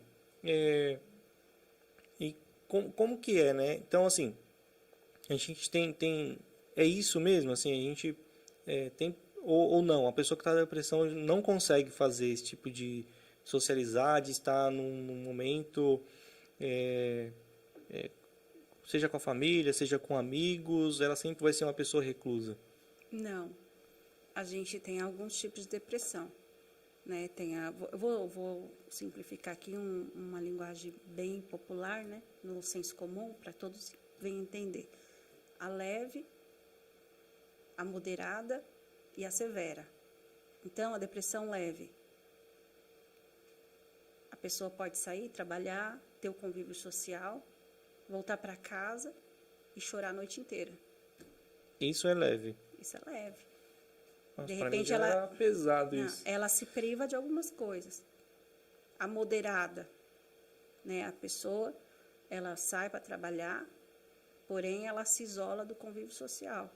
Ela vai, ela trabalha porque ela precisa ganhar o pão dela de cada dia. Uhum. Mas ela não quer ver pessoas fora daquele naquele momento de trabalho. Então, mas não é muito fácil confundir isso com uma pessoa solitária? Às vezes uma pessoa que não quer socializar, Mas é aquilo que a gente ela falou cumpre no as suas começo. funções, mas não quer socializar. Então a gente fala, beleza, ela é uma pessoa solitária. De repente estou conhecendo essa pessoa agora. Fala, beleza. Então é difícil detectar, né? Pelo menos para mim que sou leigo, diferenciar, não, essa pessoa está... A gente vai saber disso dentro da casa da pessoa. Porque ela pode sair para trabalhar, ela conviver ali no momento dela. Quando ela é dentro de casa, ela já se transforma em outra pessoa. Ela já não fala mais com ninguém, ela fica reclusa, ela chora o tempo todo, ela tem insônia, ela não consegue dormir, entendeu? Tudo isso é característica de uma depressão. Entendi. E a severa é aquele caso já que a pessoa já fica reclusa dentro do quarto, chora o tempo todo, já não quer mais falar com ninguém, não quer comer, não quer fazer higiene pessoal, entendeu? Aí a gente tem que ter uma atenção muito voltada para ela. Quer dizer, em todos os tipos de depressão. Sim. Mas a severa, ela é mais complicada porque ela não tratada, ela não acolhida, ela pode levar ao suicídio. Temos uma pergunta aqui, ó, Adriana Mello. Não, ele fez o Pix? Não fez, Não hein? fez o Pix. Inclusive, Adriano, ó, DK patrocinando nós aqui, né? Se vocês querem que É eu a e o Adriana. Misael não Superchat. fiquemos tristes, né? Por favor, patrocina aqui nesse podcast. Adriano, a próxima pergunta tem que ser no superchat, hein? Adriana Mello, quando é preciso pedir a ajuda de um profissional? E quais orientações podemos seguir para cuidar da nossa saúde mental? Você perceber que você já não está tendo alegrias que nem você tinha antes, entendeu? Aquela rotina que você tinha, você não quer mais ter, de conviver com pessoas. Você percebe que por qualquer que seja um motivo, não vou falar motivo bobo, porque não tem motivo bobo, a minha dor, ela é diferente da dor da outra pessoa, né, que está em casa, da sua dor. Então, não tem motivo bobo, cada um tem uma particularidade, uma singularidade, né? E a gente tem que respeitar isso do indivíduo, né, da essência de cada pessoa. Então, se você está mudando essa rotina, você vê que você já não quer fazer coisas que antes você já gostava de fazer, que você quer ficar uma pessoa mais reclusa, que você, por motivos M's, te induz ao choro, você sente vontade de sair, não ver ninguém, procure ajuda. Peça ajuda. Peça ajuda, que pode ser também um indício aí de uma depressão. A segunda pergunta dela é: quais orientações nós podemos seguir para cuidar da saúde mental? Para cuidar da saúde mental, tem bons hábitos, né? Procurar sempre estar, lendo bons livros, né? Ocupando a mente, porque já diz o ditado, mente vazia é oficina, né? Então, nós vamos ocupar a mente, né? Ter bons pensamentos. Eu trabalho dentro da terapia cognitivo-comportamental. Então, eu trabalho muito com a questão de mudança de hábitos, de pensamentos distorcidos, entendeu? Então, começa a ter bons pensamentos, comunhão com Deus, né? Porque aqui nós estamos falando também de dentro da igreja, né? Conteúdo. Então, assim, procurar ter comunhão com Deus, procurar ter bons hábitos, né? Procurar ter o convívio saudável com a família. Isso aí. Agora, voltando dois temas aí. A gente acabou falando assim que durante uma pregação a pessoa vem no culto e pode ter um gatilho ali, né? E desencadear alguma coisa. Mas, do seu ponto de vista, que outras coisas acontecem na igreja que agregam, assim, que de repente a pessoa está passando por um momento, mas essas coisas dentro da igreja ajudam ela, mesmo que indiretamente, a sair de uma depressão, não descartando a procura de um profissional. Mas acho que é todo um contexto, né? São várias coisas, né? Tipo, não tem como você só ir para academia, você precisa comer também, você precisa fazer várias coisas ali. Então, que coisas que acontecem dentro da igreja que também auxiliam, né? Então, a pessoa está passando por um momento, ela todos nós, né? Pode acontecer alguma coisa que pode levar à depressão. Mas eu vejo também que a igreja é um refúgio, que ela acaba sendo uma prevenção. Às vezes, talvez, muitos de nós poderíamos estar numa depressão e fomos salvos pela igreja, do meu ponto de vista. Eu não sei se você concorda com isso. E se sim ou não, e se coisas que acontecem na igreja que contribuem, seja para a nossa saúde mental ou como prevenção mesmo para doenças mentais. Sim, a igreja pode contribuir muito, né, auxiliando essas pessoas com depressão, que vêm para a igreja, que estão em tratamento, até aquelas que ainda não sabem que tem, né? Como é só a palavra, é só a oração? Não. Essa interação, né, com os jovens, com as mulheres, passeios, né? A gente teve semana passada, acho que com jovens, né, a sessão cinema, né, pipoca. Eu não sei porque eu não foi convidado, não fui né? convidado. Eu também não fui, não, mas eu fiquei sabendo. E aí teve essa interação com os jovens, depois eles tiveram aquele momento de confraternização, né, entre eles. Eu me lembro de um caso que aconteceu há uns anos atrás, que foi numa véspera de Natal. E aí deu um estalo assim no pastor, e o pastor falou assim, não, nós vamos fazer a ceia esse ano na igreja. Uhum. E aí ele fez a ceia na igreja, e aí eu me lembro que uma pessoa chegou para mim e falou assim, eu estou muito feliz, irmã. Eu falei, é mesmo? Ela falou, eu estou muito feliz, porque se eu não estivesse aqui agora, nesse momento, com vocês aqui na igreja, eu estaria em casa chorando, porque eu estaria sozinha. Que a minha família não tem esse hábito de fazer isso. Sim. E eu estou muito feliz por estar aqui. Então, assim, olha só, a pessoa ia estar em casa chorando, deprimida, angustiada, porque ela queria vivenciar aquele momento, e isso já é um gatilho, entendeu? Sim. E aí, o que acontece? Na família dela não ia ter isso. Aí ela veio para a igreja, porque ela sabia que aqui ia ter esse momento de comunhão. Sim, e a igreja também acaba sendo, para muitos, né, que às vezes até a primeira família, né? Então, a gente tem minha família e tal, mas para muitos até a primeira família, né? Então, momentos de interação, digamos, lazer, diversão, todos esses momentos acabam acontecendo na igreja. Sim. E a gente tem uma tendência de olhar para a igreja só como, digamos assim, espiritual, né? Como, Não. E aí, até queria que você falasse um pouquinho mais a importância da igreja na sociedade, né? Porque, assim, esses dias eu vi uma fala assim, né? Até, se a gente tirar a igreja X desenvolve um trabalho extraordinário dentro dos presídios. Se a gente tirar a igreja X e ela parar de fazer essa função, o Estado não dá conta de fazer isso. Olhando para a nossa sociedade, assim, qual que é o papel da igreja na sociedade na questão de doenças mentais?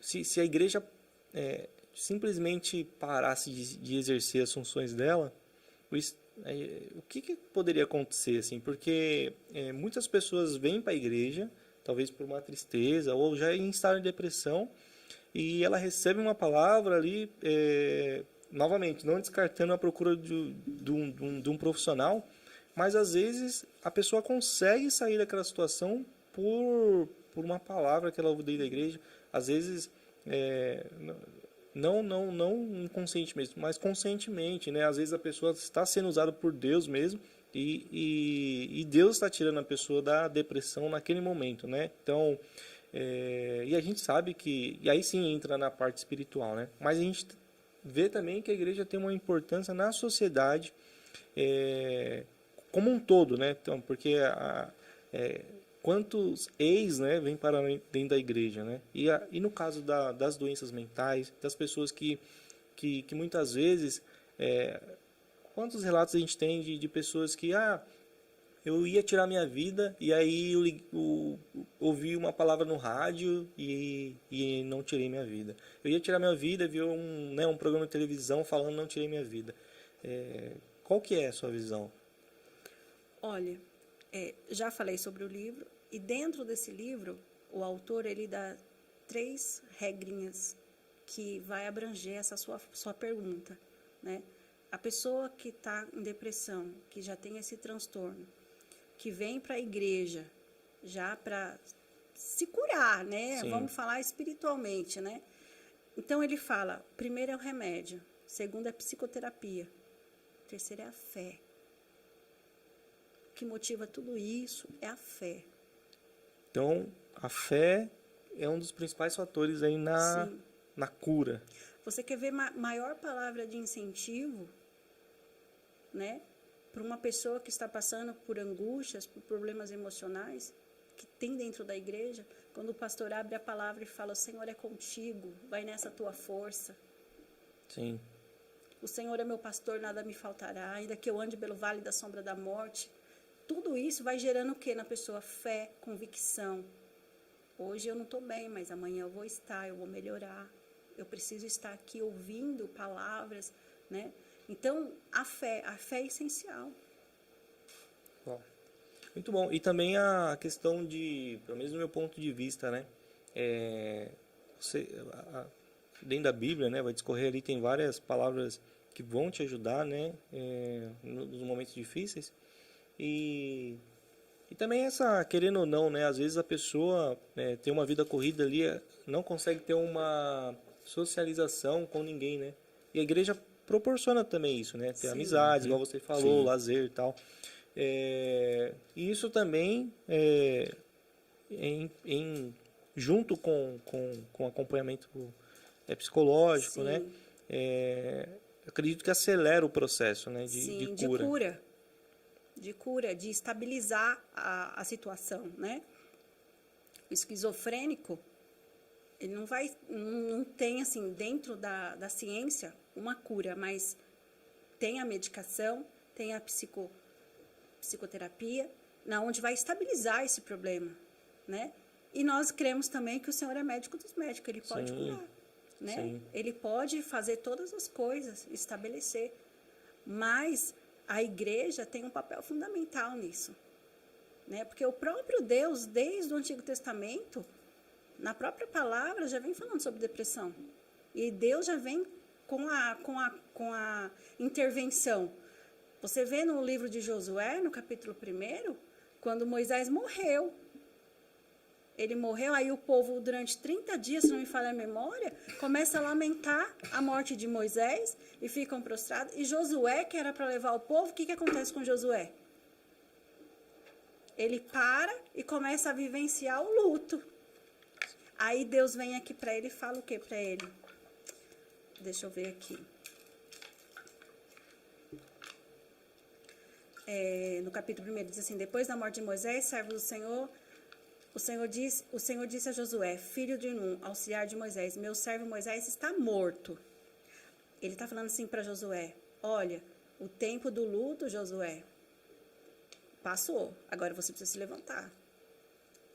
Aí ele vem e fala assim: meu servo Moisés está morto agora, pois você e todo este povo preparam-se para atravessar o rio e entrar na terra que eu estou para dar aos israelitas. Aí, no versículo 6, ele diz assim: seja forte e corajoso, porque você conduzirá este povo para herdar a terra que prometi. Somente seja forte e muito corajoso. Tenha cuidado em obedecer toda a lei. Então, o próprio Deus olhou para Josué e viu que ali já estava no início de uma depressão.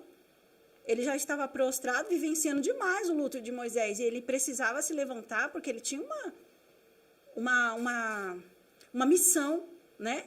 E o próprio Deus vem e aparece para ele e fala assim: eu entendo o seu luto, Josué. Eu sei que você amava Moisés, só que agora já é tempo de se levantar. Se levanta, eu te dou força, eu te dou coragem, e eu estou contigo, e você vai fazer esse povo atravessar. E a pessoa que está no estado de depressão, que tem algum transtorno mental, ela vem para a igreja justamente para ouvir essa palavra. Sim. Uau. Então, a igreja ela é tão importante, tão fundamental na prevenção aí nesse assunto, porque além de ela proporcionar uma palavra, além dela encorajar a pessoa a ter fé, que é uma das principais coisas para vencer isso, ela também proporciona essa interação, momentos de comunhão, momento de que estamos juntos, coisas que talvez, como o Misael falou, a pessoa não tinha e agora ela tem dentro da igreja. Então, a igreja ela é fundamental, e eu vejo que aí existe até um tabu, né? Que muitas pessoas pensam que a igreja é apenas para você vir aqui, um momento de oração, de palavra, e você vai embora e acabou. Só que na verdade não, a igreja está aqui não só para nós, somos cristãos, mas para a sociedade como um todo, para trazer essa interação, essa comunhão, esse relacionamento, né? Que Deus já sabia que seria necessário para justamente combater não só essa questão, mas diversas outras do ser humano. Sim. Uau, isso é extraordinário quando a gente para pensar nisso, né? Que Deus ele já sabia o quanto isso seria importante. Sim. E o quanto isso precisa ser mais falado, né? E feito nas igrejas. E olhando ainda para a palavra, ainda no Antigo Testamento, eu não estou nem no Novo Testamento, eu vejo a Ana, 1 Samuel. Ela estava no estado de depressão, ocasionado por uma patologia. Qual era essa? Ela era estéril. E aí, o que Ana faz? Se você pegar o capítulo 1 de 1 Samuel, você começa a ler, você vai ver que ela chora com amargura de alma. Se alguém chora com amargura de alma, que a pessoa chega ao ponto da própria palavra falar que ela não queria comer. Isso, para mim, é um estado de depressão. Aí ela vai na onde? Na onde que ela vai buscar conforto? No templo. No templo. E lá está quem? O sacerdote, que ministra uma palavra sobre a vida dela. E ela sai de lá, limpa as lágrimas e sai com fé, acreditando que o milagre vai acontecer. E a palavra é tão que ele ainda vira para ela e fala, né? Ah, mas você está embriagada, pelo amor de Deus, levanta daí, vai embora, fica embriagada aqui. Eu falo, não, senhor meu, não estou embriagada, né? Eu tenho uma amargura de alma. Sim. Olha o pensamento que tinha, né? E é algo que a pessoa estava passando, nem sabia a fundo como era, só que já tinha um pré-julgamento ali. Sim. Imagine quantos anos, a Bíblia não fala especificamente quantos anos que ela ia até Siló, né? Mas a Bíblia fala que de ano em ano ia Ana na caminhada no templo para adorar junto com o esposo, e a sua rival a atormentava e ela chorava com amargura de alma. Mas quando chegou no último ano, ela já estava no esgotamento total. Ela já estava num estado terrível que ela não queria mais nem comer. Que aí é onde ela fala que ela chora com amargura de alma quando ela é indagada. E aí ela vai buscar o consolo, buscar o refúgio no templo. É interessante, né? Porque eu nunca li essa passagem com essa visão, né? E aí é preciso que venha o conhecimento, porque assim, provavelmente essa doença sempre existiu, mas não tinha nome e era tratado sei lá, a pessoa tá doida, histeria, E mulheres. né? Aí vem o conhecimento, né? Deus vai revelando aos homens ali, e aí a gente volta a ler a Bíblia com uma nova visão, né? Com uma nova interpretação. Então, assim, acho que tem muita coisa ainda que a gente vai voltar lá atrás e vai falar, não, acho que isso aqui, ó, Deus, não era nada do que a gente pensava que Deus estava falando aqui nesse momento, que estava acontecendo aqui, era isso, isso e isso. Então, acho que a cada geração que passa, volta, ele lê a Bíblia e recebe uma nova interpretação, né, das coisas, do que estava acontecendo naquele momento. Porque, imagina, 50 anos atrás você falar, ninguém falava, né, 50, 100 anos atrás, ler aquela passagem de Ana e falar, nem existia essa palavra depressão, talvez, né? Então, imagina hoje, né, a gente ouvindo aqui agora e parando para pensar, para imaginar a pressão psicológica que ela passava, sendo afrontada ali porque ela queria algo, acreditava e sendo cobrada pela sociedade judaica da época, aonde a mulher que não pudesse gerar era tida como amaldiçoada. Você imagine Ana dentro desse contexto. E isso se reflete em tudo, né? Porque assim, às vezes a gente até brinca aqui, né? Eu mesmo, né, também brinco com isso. Na minha época, quando era criança ou lá na escola, falava isso e a gente não ficava ofendido. Aí hoje já não pode falar. Então, assim, quantos anos passaram, né, para que a gente chegasse a esse entendimento de que algumas coisas podem ocasionar reações, né, diversas, né? Para um pode não fazer efeito nenhum, mas para outro sim, né? E muito tempo se passa, né? Então, assim, é um negócio que anda bem devagar, né? Agora, você acha que ainda dentro da igreja tem espaço para esse tema crescer? Ou que outras coisas que a igreja poderia fazer? Não que a igreja não venha fazendo, né? Só o fato de a igreja existir já é uma coisa muito boa, né? A gente já viu aqui. Só o fato da igreja existir, ela já prevê e já retém o número de suicídios. Poderia ser muito maior. Mas, pensando no geral, assim, o que mais que você acha que falta? Que, poxa, a igreja poderia atuar mais nesse ponto aqui?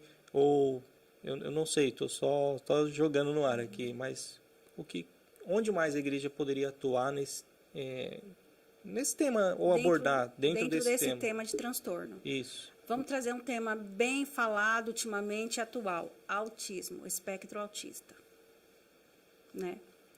É um tema que precisa ser muito abordado. Ainda é bem místico, né, digamos É assim. místico. Não está claro. Não está claro.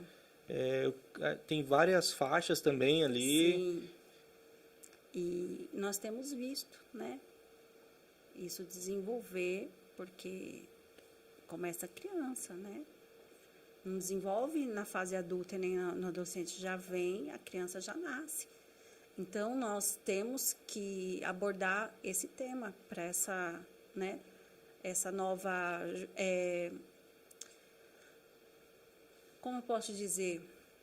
É algo que está vindo muito forte nos dias de hoje, né? E não está sendo acolhido e nem bem interpretado, né? Porque muitas das vezes, vamos colocar assim, nos nossos cultos, eu falo nossos cultos, mas eu estou falando no geral. Sim. De repente está, principalmente agora que está tendo culto online, aí de repente você começa a perceber uma criança que a criança não fica quieta, a criança não para, a criança, aí muitas pessoas, principalmente os de mais idade, começam a ficar incomodados. No meu tempo não era assim. Mas no meu tempo não era assim. A mãe pegava a criança, O sentava do Rogério lado. tem 20 anos já fala isso. Ou levava no banheiro e a criança se comportava. Só que aquela criança de 20, 30 anos atrás, que essa mãe está falando, está mistificando, ela não tinha o autismo. E muitas das vezes essa criança tem, entendeu? E nem mesmo a mãe sabe. Não é tão perceptível Não. assim. E precisa se abordar esse tema, porque precisa-se de um treinamento, né? Principalmente das professoras, que tá trabalhando com essas crianças, né? Para trazer um ensinamento voltado para a necessidade dessa criança. E qual que é o impacto, né? Porque assim, você passou alguns pontos aí. Primeiro que não é uma coisa assim muito visível, né? Se a mãe que está ali com a criança não é fácil para ela detectar, muito menos para quem está de fora, né? Se não tiver esse olhar um pouco mais aguçado, né? Às vezes a mãe até sabe, mas ela fica naquela, não pode ser verdade, não é. E aí ela coloca uma venda que ela acredita que aquilo não precisa ser daquele jeito e pode ser que não seja realmente o autismo. Então ela não procura ajuda já com medo de né, receber a notícia. de receber a confirmação. Mas qual é o efeito de, vamos supor que, ok, pode ser que uma criança realmente parece que mas não é, pode ser outra coisa, né, falta de atenção, alguma coisa. Mas se for, qual é o efeito de ficar retardando isso? O efeito é bem sério. Porque também pode chegar a depressão, o autismo? Sim. A criança ela tem vários estágios do autismo, né? E se não for diagnosticado cedo, já entrar com tratamento, então essa criança pode ficar reclusa. Ela pode se abster totalmente do convívio social e até com os pais, né? Então, precisa ser, sim, diagnosticado cedo. A igreja precisa voltar o seu olhar para esta questão, entendeu? Porque se a gente abordar esse assunto, se a gente treinar as nossas professoras, se a gente conscientizar a igreja que existe, né, esse problema, que existe crianças que têm essa determinada dificuldade, e a gente trazer para a igreja, né, principalmente para os mais idosos, e falar o que entendeu? Quando acontecer, não vai gerar aquela polêmica, aquele murmúrio até, né? Porque eu falo porque eu já ouvi, né? Eu já ouvi, nossa, mas essa pessoa não dá conta de uma criança, por exemplo, de 3, 4 anos, o que é isso, né? E muitas vezes a gente percebe algumas coisas, né? Mas, então, a igreja voltando o seu olhar para essa questão, nós vamos ter uma igreja conscientizada, uma igreja consciente, nós vamos poder ajudar os pais, né? E ajudar essa criança também. Porque até para falar com essas crianças, a linguagem tem que ser diferente, né? Então, eu tenho que saber o assunto, preciso abordar o assunto para não excluir essa criança, para trazer um assunto englobando o autismo, mas que vai abranger tanto a criança que não tem o espectro, como a criança que tem. E não excluindo ela do convívio. E não tendo esse conhecimento, e não sabendo como agir e como tratar isso, né? Eu falo no quesito de um pai e de uma mãe, Isso daí acaba afetando toda a família, no sentido, a senhora falou aqui, que em algumas ocasiões a mãe ela entra num estado de negação. De alguma forma isso daí pode levar a uma depressão, tipo na mãe, no pai, porque ele não consegue entender o que o filho tem, ou então nega aquilo, não quer aceitar aquilo, e isso pode influenciar de alguma forma no quesito familiar ali? Sim, pode sim afetar e pode levar até uma separação do casal. Por Como haver eu uma tenho- discordância? Eu tenho conhecimento de casos que levou à separação do casal. De não saber lidar com o De filho não e saber aí o casal lidar, começa a se isso. desentender. E Um o acha pai- que é uma coisa, o outro acha que é outra. Sim, e o pai não aceitar o diagnóstico também. Não só a mãe, mas o pai não aceitar.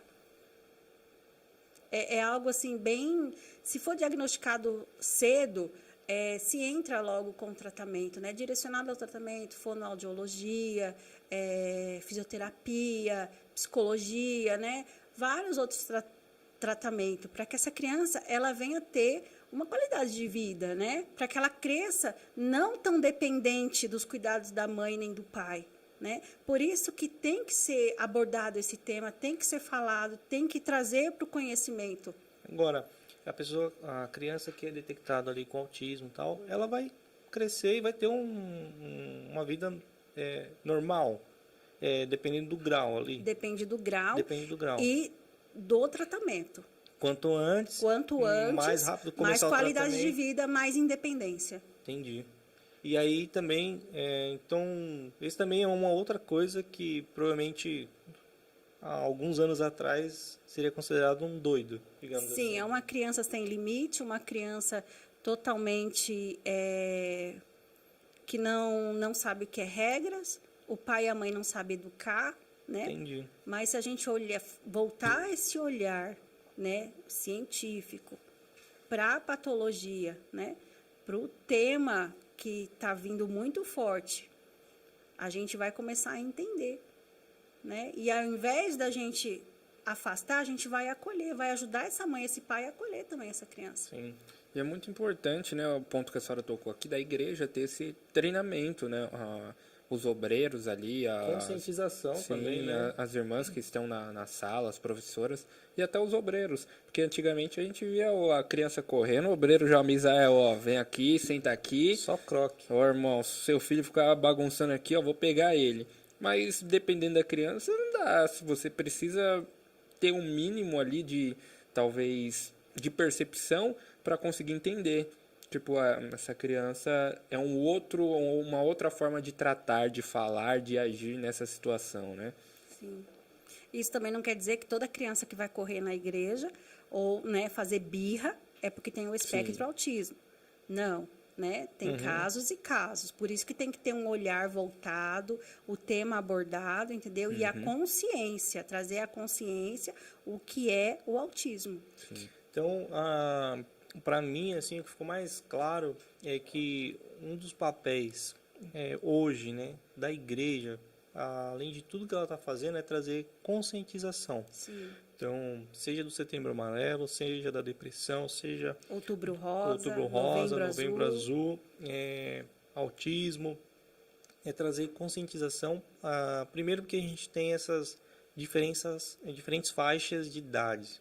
O público, né? Então, a gente também tem aquelas pessoas que acabam tendo, né, esse pensamento de na minha época não era assim, tal, e agora é assim, o pai não está dando conta. Então não sei se essa é a melhor palavra, mas assim, um dos papéis da igreja também seria nessa conscientização, e não a gente achar que isso é só uma coisa do Estado, deixa que o Estado se vire e tal. A gente chama, então, mesmo não sendo assim uma responsabilidade nossa, mas a gente deveria chamar essa responsabilidade, já que boa parte da sociedade está nas igrejas, né? E horas e horas dentro das igrejas, então a igreja tem esse papel. Sim. Tem uma pergunta do Uma pastor pergunta, aí. Rapaz, deixa eu ver aqui. Qual que é o nome do homem? Rogério Oliveira. A pergunta dele é o seguinte: tem adulto autista? Sim, para ele ser um adulto, né, que foi diagnosticado com autismo, ele foi uma criança. Então, tem muitos adultos que tem a grande parte, né, vamos colocar assim, não foi diagnosticado quando criança. E quando a gente estuda um pouco mais, entra na faculdade, estuda patologias, estuda algumas coisas voltada à questão mental, à questão de patologias de comportamento, a gente já consegue ter um olhar clínico quando a gente vê determinados adultos com algumas coisas assim que não condiz um pouco, né, com o normal, com a idade. E a criança também, a gente olha, a gente fala, tem alguma coisa aqui, né, que precisa ser observado. Então, tem muito adulto que é autista. Uma pergunta de leigo agora. Para um adulto que é autista, assim, a questão dele, ele continua no mesmo grau de quando era pequeno, ou por ele já ser adulto, já ter passado anos, e isso não for tratado, vai se agravando mais? Pode se agravar, sim. Ele pode desenvolver toque. Mas ainda tem, digamos que um pouco tarde, mas se ele procurar ajuda, ele vai ser atendido e pode estabilizar ali e tal, ter todo o amparo ainda, né? Sim. Então, assim, o ideal é que seja o quanto antes, mas dependendo do grau ali, se não evoluiu, se não está tão crítico, ele consegue manter uma vida normal. Sim. Muito bom. E aí, para resumir aqui, acho que a gente já está bem perto aí de te liberar. O pastor mandou aqui, ó, Samuel não pode correr na igreja, hein? Ô, pastor, falar um negócio para você. A gente tá com superchat aí. Manda Tem que mandar pergunta no superchat, viu, pastor? Para encorajar aí os demais. Agora, existe... qual que fica o seu conselho aí, né? Porque às vezes a gente ouve, um irmão pode estar com uma doença mental, e é isso, né? Assim, já não basta o preconceito na sociedade como um todo, e aí ele chega na igreja, ele quer ser acolhido. Na verdade, todas as pessoas que estão na igreja, né? Elas... Principalmente quem vem para a igreja, né? Não quem nasce, beleza, mas normalmente quem vem, ela quer ser acolhida ou está procurando, né, uma resposta, algum propósito de vida. E aí chega na igreja e aí por ter uma doença, às vezes tem um olhar, né? Às vezes a pessoa tem até vergonha de falar que tem uma doença mental. Que orientação você daria assim para a gente, né? Porque às vezes eu fico imaginando assim, né? Uma pessoa que tem uma deficiência física, normalmente, né, a gente ouve relatos que essa pessoa não quer que você tenha dó dela, né? Ela tem uma deficiência, ok, mas não quer que você tenha dó. Que pena, não sei o que, tal. Ela é uma pessoa normal, tá viva. E no caso da doença mental, a gente está preparado para lidar com isso no dia a dia? A gente já chegou nesse nível de maturidade ou a gente ainda precisa melhorar quando souber que uma pessoa tem uma doença mental e a gente começar, sei lá, de repente, piadinhas, brincadeiras, nesse sentido? A gente não chegou nesse grau de maturidade ainda. A gente precisa saber acolher. E isso tem faltado em muitas igrejas, né? Muitas igrejas. Saber acolher, saber ouvir e não julgar, né? Porque dentro da igreja também tem pessoas preconceituosas, onde deveria não ter, porque é pregado o amor de Jesus, né? Porque o evangelho é para todos. É para a pessoa supostamente sã, e para a pessoa que tem alguma patologia, algum distúrbio, alguma deficiência, né? Mas, infelizmente, é onde nós temos também pessoas preconceituosas, né? E eu falo o seguinte, precisa ter maturidade, precisa ser abordado mais vezes esses temas polêmicos, né? Esses temas de conscientização, para que venha sobre as pessoas leigas, né? As pessoas que ainda têm uma certa ignorância com determinados assuntos, né? Principalmente esse de mental, depressão, de não acreditar que é uma doença, né? e falar que é causado por demônios, por pecado. Então, precisa ser abordado mais vezes, precisa ser falado, precisa trazer profissionais para falar sobre o assunto, trazer uma outra visão, não só a visão espiritual, mas uma visão científica, né? Sim. Uma visão mais voltada para a questão, para que venha ter essa consciência, né, na igreja, nas pessoas, para que haja acolhimento sem julgamento. Muito bom. Chegou uma pergunta aqui, ó, Thalita Oliveira. Qual a diferença de autismo e TDAH? Muito boa. Bom, o autismo, ele vem já com problemas, né? Já diagnosticado, a criança já nasce com esse problema. Porém, você vai conseguir perceber, às vezes a mãe, por ter um determinado grau de instrução ou estudar um pouco mais sobre o assunto, ela já vai começar a perceber a partir do 6º mês, 7º mês, que aquela criança, quando ela vai amamentar, a criança já não olha diretamente para ela, ou ela chama a criança pelo nome, a criança não olha. Então, são algumas coisas assim, comportamentais, na rotina da criança, né? A TDAH é uma criança que ela tem dificuldade, né, no aprendizado, ela tem dificuldade, eu vou falar numa linguagem bem popular, de ficar quieta por alguns minutos, né, de ficar parada num lugar só, ela precisa estar se movimentando, qualquer coisa tira a atenção dela, ela não consegue fixar num assunto só, entendeu? Você está falando um assunto aqui para ela, a cabeça dela está viajando em várias outras coisas. Se você parar para perguntar para ela o que você estava falando, ela não vai conseguir te falar. Ela pode falar depois. Então, assim, é uma criança hiperativa. Então, tem algumas diferenças, sim. Como que é uma pessoa jovem, adulta com TDAH? É bem complicado. Não, mas assim, a pessoa não sabe que tem, por exemplo. Ela não sabe?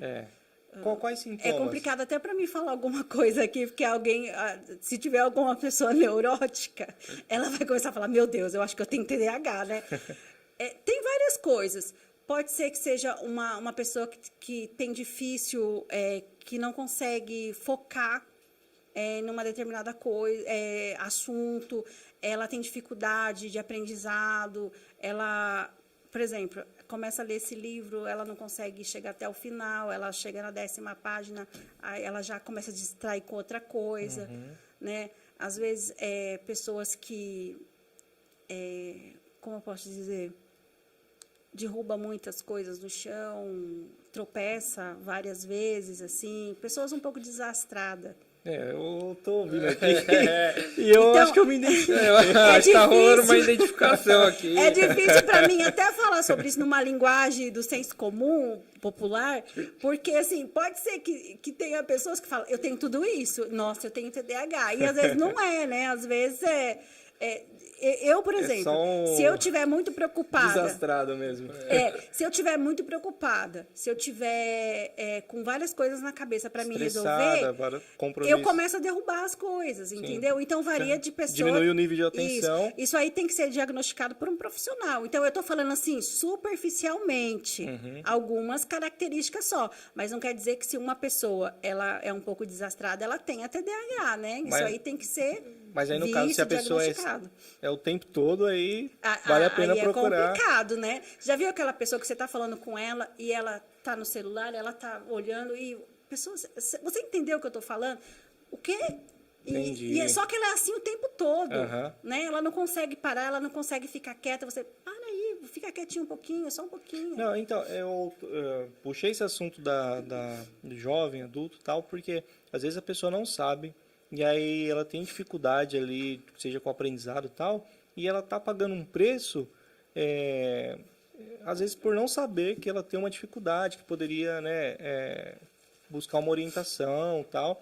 E aí às vezes a pessoa tem uma limitação e ela pode até se sentir excluída por ter essa limitação, só que ela tem uma dificuldade de fato ali, que ela precisa de ajuda, né? Ajuda. Agora...